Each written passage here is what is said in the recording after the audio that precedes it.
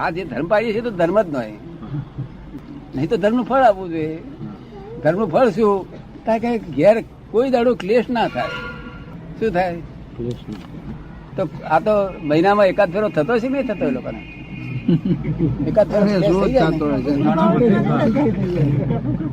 લગભગ રોજ થતો હોય છે. રોજ કાકોનું જ ચાલે છે એનું. જો અને કે છે અમે ધર્મ પાડ્યો, એટલે ધર્મ તો એનું નામ થાય કે ધર્મ થઈને પરિણામે ક્લેશ ના થાય, બીજું કઈ નહીં.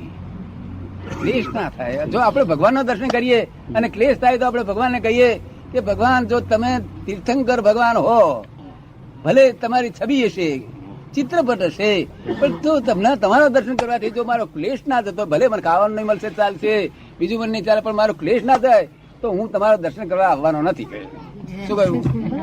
કારણ કે તમારામાં શક્તિ નથી કે કહો તો હું મૂર્ખ છું, બેમાંથી મને કહી દો. જો મને કહી દો તો હું સીધો થઈ જાઉં. ભગવાન નું દર્શન થાય તો મૂર્ખ ક્યાંથી રહે? મૂર્ખ ને ભગવાન નું દર્શન કેમ થાય?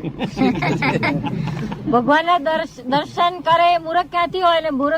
મૂર્ખ ને જો ભગવાન દર્શન થાય તો મૂર્ખ કેવી રીતે? ના, પણ આ દર્શન કરે છે અને ક્લેશ થાય છે એનું શું કારણ?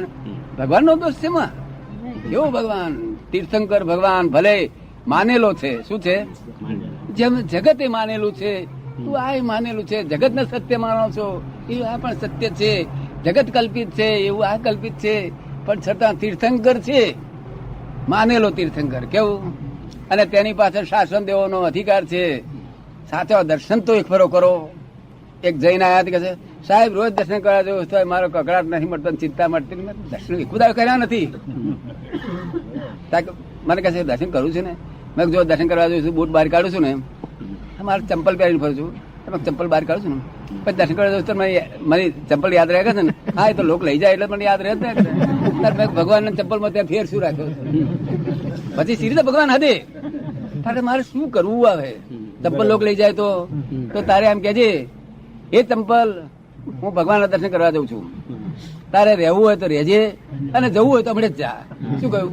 પણ હું દર્શન કરવા આવું તો તારે રહેવું હોય તો રહેજે, ના રહેવું હોય મને કઈ તારી ફિકર નથી. પણ દર્શન કરીને આવીને પછી જો હોય તો પહેરજે, ના હોય તો કઈ નહીં. શું કહ્યું? અને નહીં તો નહીં હોય તો શું કરવાનો હતો?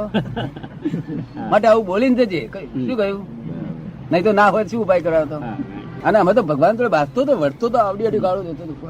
શું સમજો છો? આવો ચોખ્ખો માણસ નહીં મળે વર્લ્ડમાં. શું કહેતો હતો? આવો કરેક્ટ માણસ નહીં મળે.